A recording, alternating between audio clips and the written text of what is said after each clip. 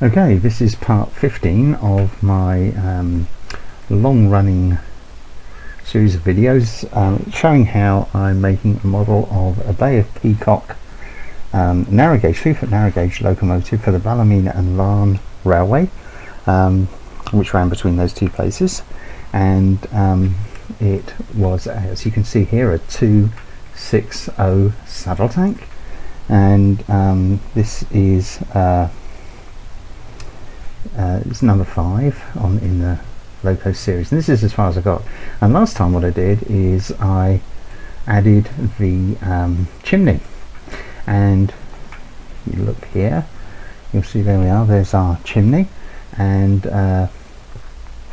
I'm just going to refine some aspects of that before I adjust it. What I would do is when I come to texture this chimney, I will clone it several times to separate out sections and texture those sections individually rather than producing a complex texture, multi-texture. And if I just hide the unselected, and we'll go into, remember to have texture correction on. Here I've got the top view, always really important to have the top view. And if we look here in close, then really, and I compare it to the plan, then really it needs to go slightly higher. I need to increase the distance of that little lip there from the smoke box, circular smoke box, so I'm just going to raise that a tad. There we are, that's enough for that. And the other view that I need to look out for is this view here, and as you can see, what has happened is that the curvature, this is the outer curvature, and then it starts curving back under. That's an aspect of the lathe operation. So what I want to do is to just adjust this by altering. I'm going to give it, let's just have a look at it. It's 1536 polygons, just the chimney. So what I'm going to do now, I'm happy with the lathing, I don't worry about the line, so now I'm going to reduce this down. This number here should drop quite considerably. There we are, it's well under half. 768, or is that exactly half? That might be exactly half. I don't pretend to be a mathematician. Right, okay, so what I want to do here is just move these, because it's this piece here, I want to meet up with that piece there. So again, making sure I'm in the right axis, just going to drop that down, and that should do the trick. And then what I want to do is I want to remove these polys. They're completely unnecessary because they're, sorry, I picked up the wrong thing, element, I picked up poly. There we are, they're completely unnecessary because they're buried within the smoke box door. So there we are. And if we look back here, we can now see our chimney hasn't really got anything else remarkable about it. But what I do need is around the base of the chimney, I need, how can I what shall I call it? It's like a tube. It's part of the fitting, but it just finishes off the chimney just nicely. Now what I really should have done is made this mesh when I made the chimney, but you know, wise after the event. So we've got 1, 2, 3, 4, 5, 6. So we've got 24 segments around there. So I'm going to make a tube, and give it a bit of depth. Take out all the height segments. I only need one height segment, but increase the number of sides to 24. Okay, and now I want to center it on my chimney, and then I'm going to adjust the radii, the internal and external radiuses, radii correctly. Let's try 10. Let's try 9.5. Getting there. 9.25. It's going to be 9 inches, isn't it? Well, it's not actually. I can see that it's not. It's going to be about, let's try 9.2. Let's try 9. It's just a little too small. I'll would like it to be would like it to be a tad bigger. There we are. Even that's a little bit too big. I'll take it down to 4. There we are. Okay, and now the outer radius, I'm going to make it an inch. Let's just have a look at that. Go on it 1.5 inches. It'll consume that. Let's just have a quick look on the main beast. Yes, don't worry that it looks so bizarre at the moment. All will become clear. Let's just have a look down on the top. Yes, I like the position there and there. Okay, so now what I'm going to do is I'm going to reduce this down. No, I'm going to reduce it down to a poly, not a patch. And I'm going to take out all the polys apart from the top. And what have I done here? I've done something stupid.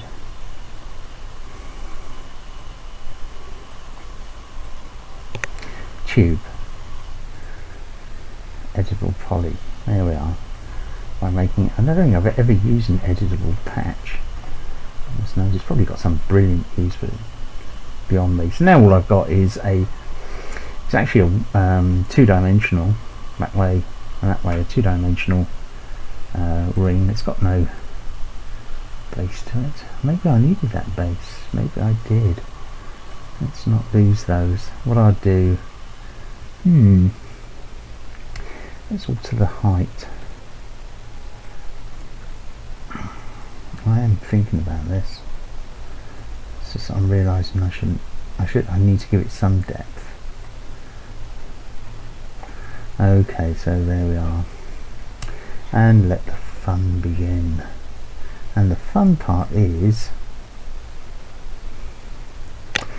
wrapping it around here, bending it around here. Now what you can do is you can use the bend tool and spend hours of innocent enjoyment and complete frustration trying to work out the angles and all the rest of it. I couldn't be bothered. What I'm going to do is I'm simply going to lower the vertices. So I'm going to pick up all of the vertices apart from those ones there, because that's in position, that's fine. And I'm going to lower, so the first ones touch that line. And deselect, that's holding down the Alt key. And bring that one down. Deselect again. Bring those down. Pretty close. Deselect those again. Bring those down to there. And just keep doing this until you've got all of them. Now don't worry about that, because I've left some thickness, that will actually be absorbed into the model, into the mesh. But lower those down and at each side and bring it down a bit further. In fact, all of these are just going to come down to this level, and it's going to come, when we have a look at it, I think you'll see why I've done this. At least I hope you will. There's some method in my fiddling. And I'm just taking that to there. Just do those last two there. Oops, maybe a little more. There we are. And now the last knockings.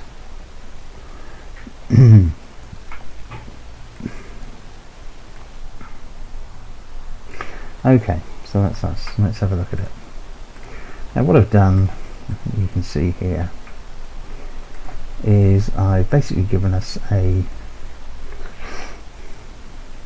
ring around the base of the chimney, except I haven't, because it's around the outer part of the flange, which is buried in that. So I'm on the wrong size. Okay, so how am I going to fix this? So try and do it quick and dirty.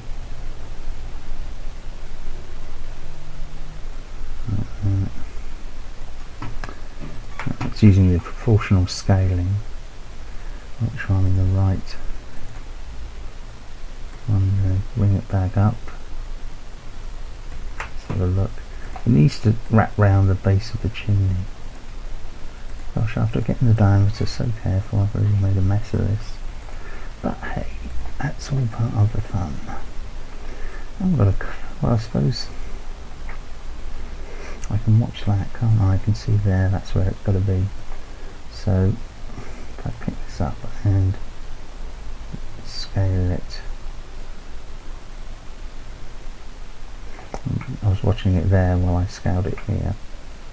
Okay, then what I've got to do is go back and make those adjustments which I did before. Here they are. So let's alter those vertices. I'm not worried. I think the thickness is still fine, even though it's less than it was. It becomes a problem from about there. So let's adjust those. They need to come down. So it needs to come into there. Deselect using the Alt key. And move these up. And deselect. Oops. Okay. So I moved up there. And so we want that. And that. And bring it up. Have to look at the keyboard occasionally. Can't do it all by touch. So these. Oh, the rest are okay. Let's have a quick look. Yeah, I think we're there. Oh well, that's not so bad. But it's just that does finish off the chimney. It does make it look good, especially when we see it with the texture. And what I can do now is I can hide everything else. Just flip that over. And I'll delete those polys there. I'm going to leave all the others because they give it a bit of depth. But I can delete those polygons and save a few polys in the overall model. Make sure you get the right ones. Suddenly finding a hole about, at the point of texturing really is a nuisance.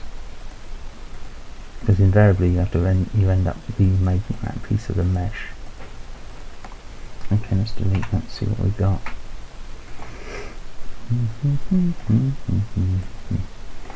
See it in smooths and highlights. Any holes? No, I think we're okay. Right, I'll hide all. Yeah, that's the little bit we were making. Okay, so that was it's a pretty straightforward piece. Make sure you have texture correction on, of course. And now, really, we're in the sort of final stages. It's still going to take a while, but we're in the final stages of making the model. Although we've got some pieces like the splashes and the brake blocks and that to add in there. And let's do something here. From what I can see from the photograph, those are two girders that come forward. Then we've got the buffer beam there, and then we've got the characteristic Irish narrow gauge coupling. It's a single buffer with a sort of a hook connection and a chain here. Now what I'm going to do is I'm going to copy that in from one of my other models because they're all set at the same height, and it stops me having a faff about making it, and I don't want to have to do that. But what I will do, I'll do this piece first, and then I'm going to do a bit of pipe work just to show you how I get on with that. So let's first of all hide, and let's save, and save as. Here it is, version 2, 2.1, that's the other one. Save that, yes, thank you. Okay, so let's go into smooth and highlights here, and we've got the buffer beam, and we've got a couple of supports coming from the front end of front end of the frames. Not quite sure why that line is there, what that line is. Maybe the pipe. That looks like a pipe for vacuum braking. Because these trains actually ran as boat trains from Larne. They ran from Larne to Ballymena, where they connected up with the Belfast and Northern Counties Railway, which ran the line from Belfast to Derry, Londonderry, and I'll use a rectangle for this. I think, yes, to there. Let's go and from its highest point to its lowest point. Okay, and let's convert that to a editable spline, and then alter the vertices, because I think what I want is for them to be, let's see if this will do it without crashing. Bezier corner audio is a Bezier corner, that's good. Okay, so now I'm just going to drop this one back, take this one down. See how I'm doing this, very straightforward. Should be able to master these sort of operations by now. Certainly seen enough of me doing them.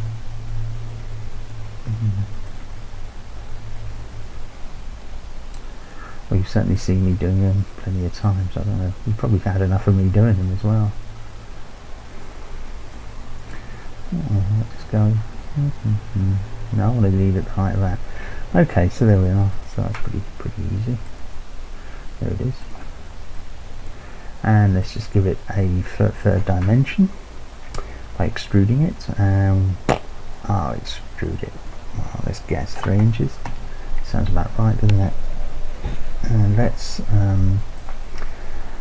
unhide by name, and put some planes. There we are. That gives us these 2 back. Yeah.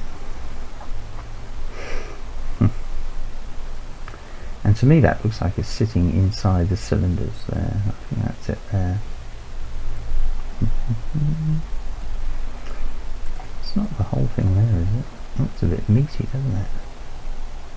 No, I think it's this here and here. I think those are plates on me. So let's have a look just to make sure we've got something close to what the original was in the way of width. I think it is actually.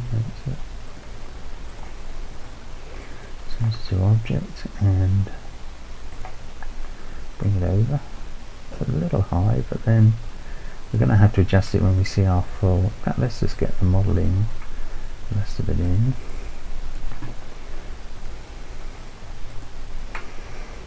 Let's see how we're looking. Yes, it's a bit high.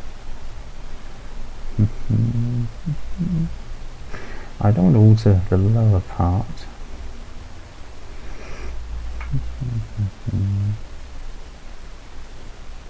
Maybe I'll do. What I'll do is I'm going to try it without. No, I'll do that. I'll delete it, and I'm going to delete the extrude, which will let me go back and alter the line. It's just that what I'm thinking is that it needs to come down a bit here, despite what it's showing here.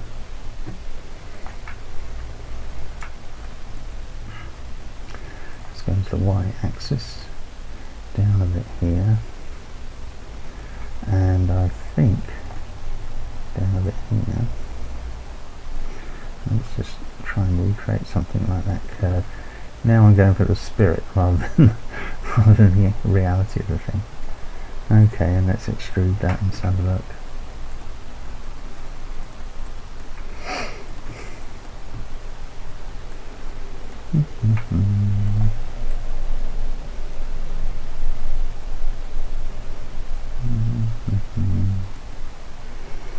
Okay, well I think a key adjustment, let's have a look. Yeah, it's clearing the bogey, that's okay. Just checking it might clear this when it rotates. Let's have a running, oops, wrong one. Let's select the running plate, hide everything else, bring it back into profile. Yeah, I think what I want to do there is lose the extrude again, takes me back to where I was, and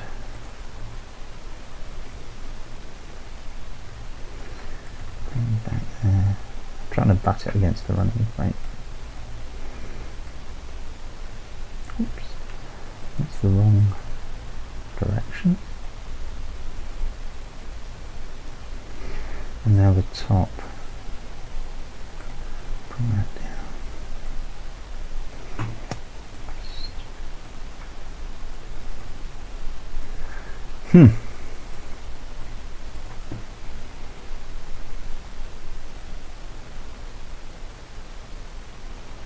I think I'm going to deliver that. Yeah, I think so. It's clearing the bogey, which is the most important thing, and it's by the side of the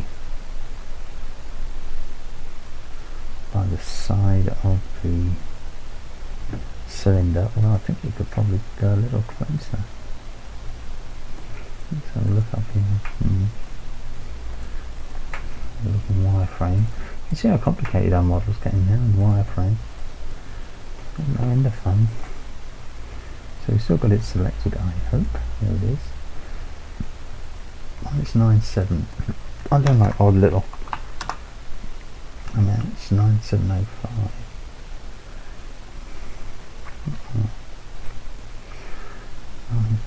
9.709. I think it was this one. Let's go to 5. Yeah. Okay, and let's clone it. And I haven't pruned out the unnecessary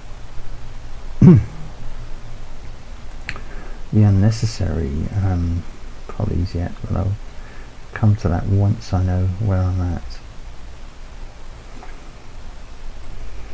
And you can see that sort of block that I put in here to represent the frames may well need to be raised to come up underneath the running this running plate here. Whatever it's called. Okay, right. Well, I'll now just make that as a very simple box. I'm just going to guess the width at this stage and hide everything apart from that, and this one here, smooth and highlights. Yeah, it's not far out. So what I'm going to do is I've got a multiple selector across. 13127 inches I think looks to be like the correct thickness of the timber. I think that's the no, I got that wrong as usual. 1.3. I'm going to make it 1.4 though. Just move it up a tad. There we are. So I'll make that 3 foot. 3 foot, maybe 3 foot 3, 2 foot 6. And center. And then using the centering, bring it back. There we are.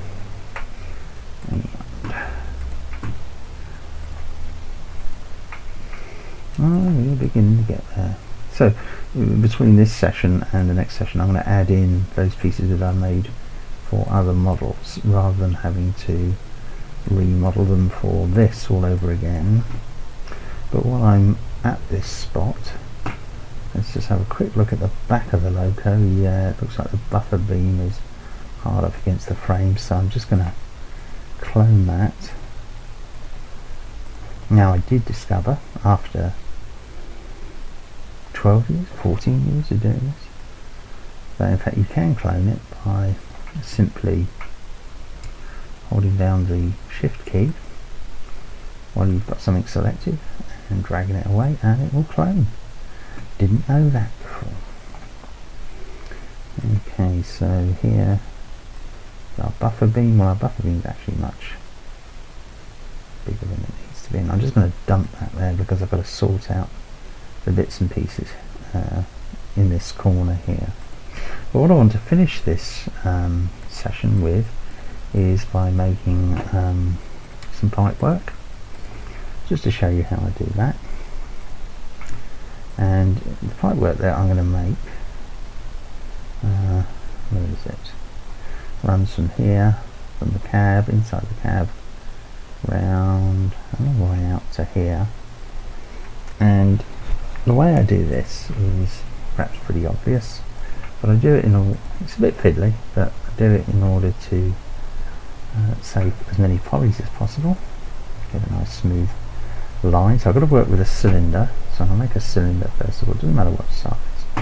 I don't need all the heights. Well, I'm going to leave 5 height segments at the moment, but what I am going to do is reduce the number of sides down to 12 is usually what I feel is the minimum I can get away with, because obviously the more you have, the higher the poly count. And I'm going to make that a 2-inch diameter pipe, and let's just guess. That's me guessing, and let's just see if my guesswork is anywhere close. Yeah, it's not bad. I'm going to go with 2 inches. So the first thing I'm going to do is not use that.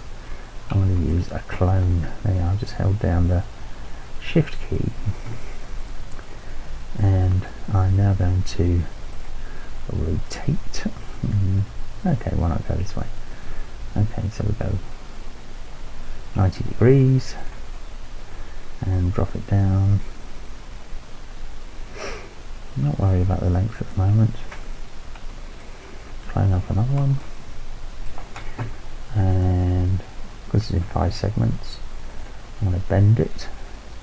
This is always fun because I never bend it in the right direction. Wow, I suppose it's close enough, isn't it? So if I rotate that 180 degrees, oops, 80, right, and I bring that down because it's lined up. You can see where I'm going with this now. And what I need to do is to reduce the length of the cylinder, the height as it's got here, until we got that curve just about right. Still a bit off. Let's try 10 inches.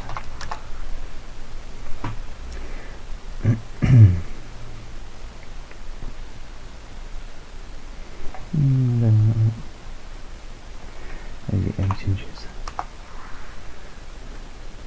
Yeah, that's okay. Now that curve, it's only a 5 straight line curve, because that's the number of height segments we've got in, and that's giving us how many polygons? That's 144 polygons, quite a lot. Nevertheless, where are we? Cylinder. 6 might just be nicer. Just visually that little bit extra. That's what I'm going to go with anyway. So I'm going to change this one to 6 as well. This is the standard piece I can draw from if I need to. This one now just needs to be 1 height segment because it's a straight line, and I can clone from that. Okay, let's rotate it, and let's center the rotation point and rotate it. Wrong way. Wrong way. Set 90 degrees. Oops.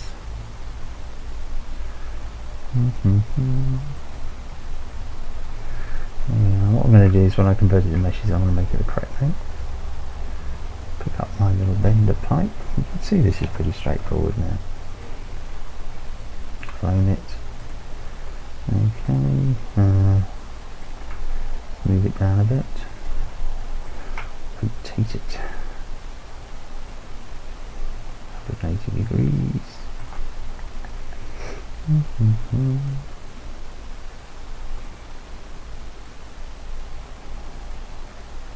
think it looks like a sharper bend in that one, so therefore I'm going to reduce it from 8 inches to 6 inches.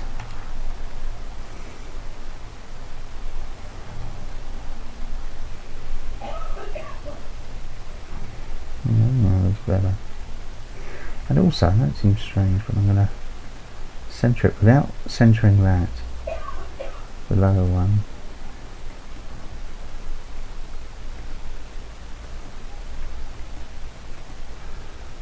Let's have a look in wireframe. No. What I need to do is this one. I can just reduce that to a poly. Takes it down to 14 polys, that's worth knowing. And then bring this down to here. Now, this is why I do it this way. It's because I'm going to end up joining these, and I want each of those segments to line up. Otherwise you get some very weird looking piping, I tell you. I've been alright on an old loco like a rocket or something like that, but you've got to be a bit more accurate with these. So this one, and because that was cloned from that, it's already lined up. Make sure those all lined up. Still got some editing to do there, but convert that to a poly. And make sure I'm using the right one. And you can see there that they don't line up, so a quick look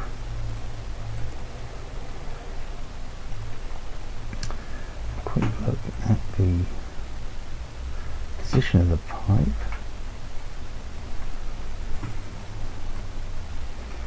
Maybe needs to go up a fraction.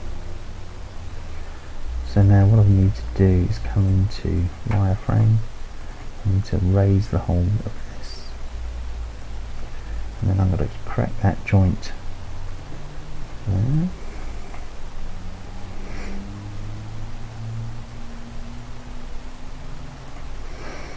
Okay. And then I tend to not draw individual pipes into the cab unless I really have to.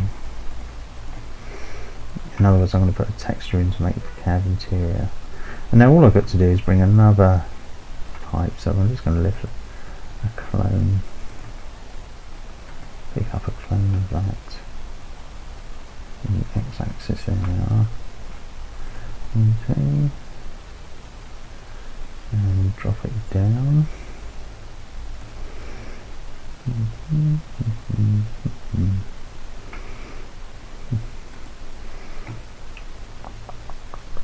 That needs to be even smaller.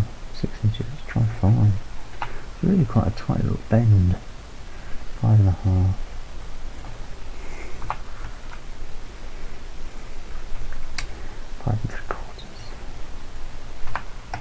There we go, that looks much better. And now I'll pick up this one, bring it along, oops, don't like that. I'm going to go back so I'm only moving it that way. Otherwise you find yourself all over the place when it comes to connecting these up.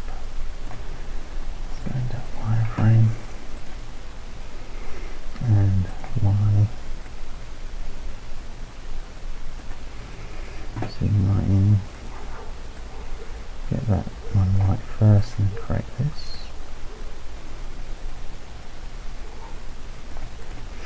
Okay, and let's bring our image back, and we've got a poly here.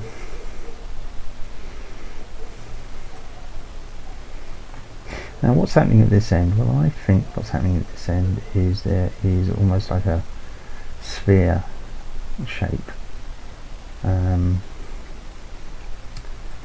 also we've got a bit of pipework going into the slope box.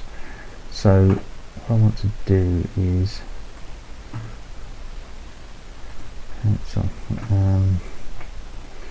come out so I can deselect things and hide by name. I want those two planes back. There we are. And let's have a look here. This is the fitting. I know the pipe's in the middle, but it doesn't matter.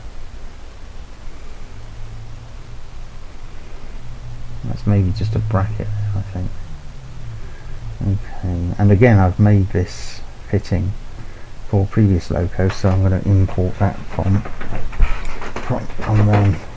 So I'm not going to go much further with this with the pipe, apart from joining it all up. And the way I'm going to do that is in the, that's my spare bit up there. Okay, so let's get rid of some polys.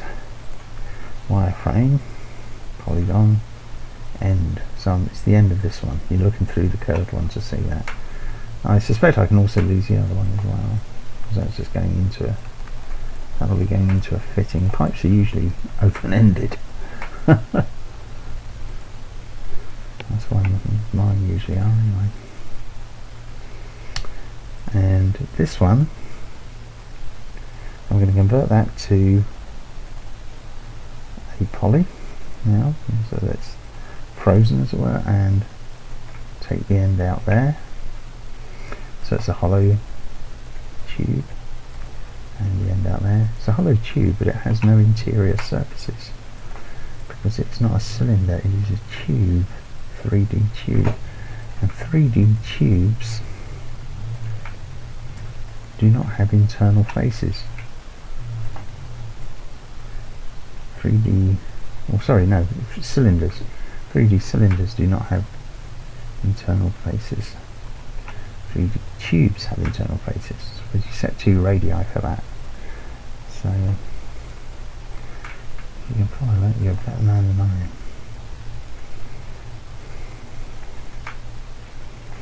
Undo your woman coming around. Right.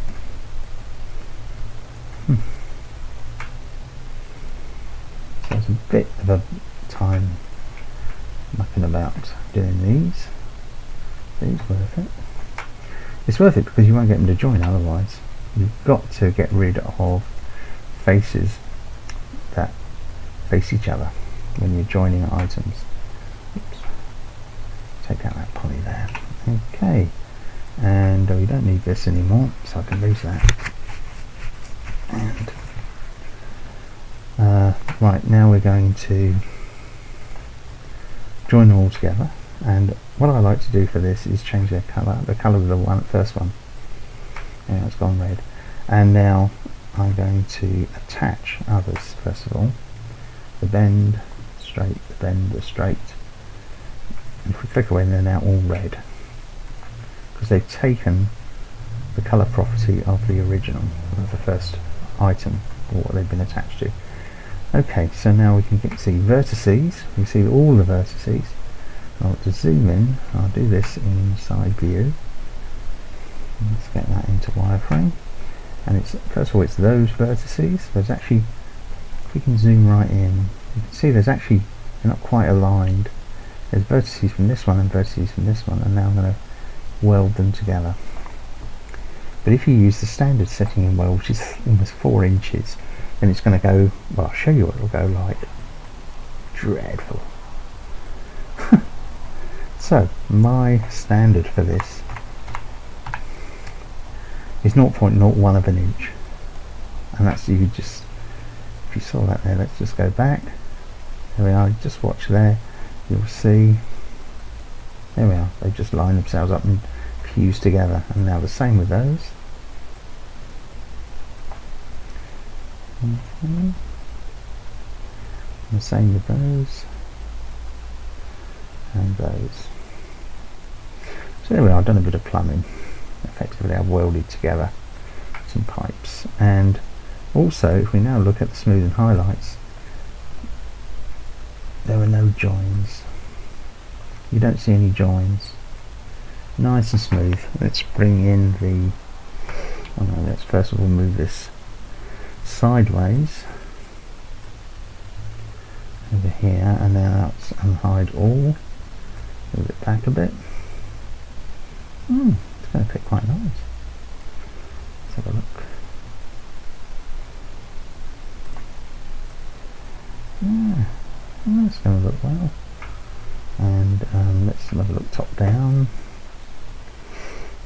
It's a bit of a way out, isn't it? Can we see anything on the... See there, if you can see that? So what we'll do is we'll hide everything apart from those two. And this is where the pipe comes in, so this pipe we can move over. Just wait it to move to there. Okay, now let's have a look.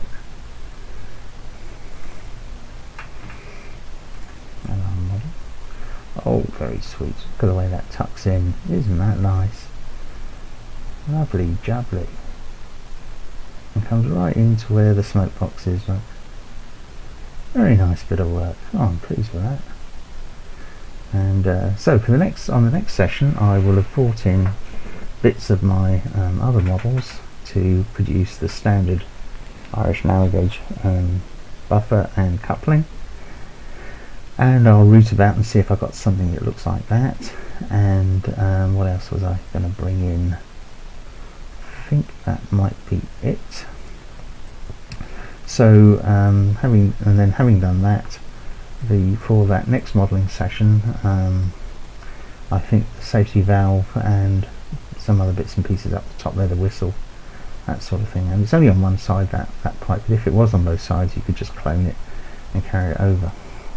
So there we are. I know progress is slow because I'm only able to give about half-hour a week to this, and a bit more. What is it now?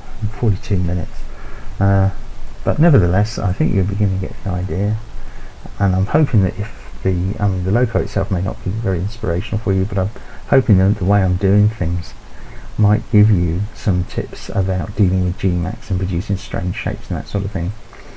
Key thing to remember, I reckon, is that break down what appears to be complicated shapes into their basic components, and also learn some of the more fiddly techniques here, like lathing, which produces our chimney and our dome for where the steam's taken off the top of the boiler, and in fact over here, and these shapes will also do in that way. And so there we are. The little loco is definitely progressing, and we'll be ready to haul the boat train from Larne to Ballymena. I kid you not, narrow gauge boat train. Well, eventually, when we get it finished. I don't guarantee when.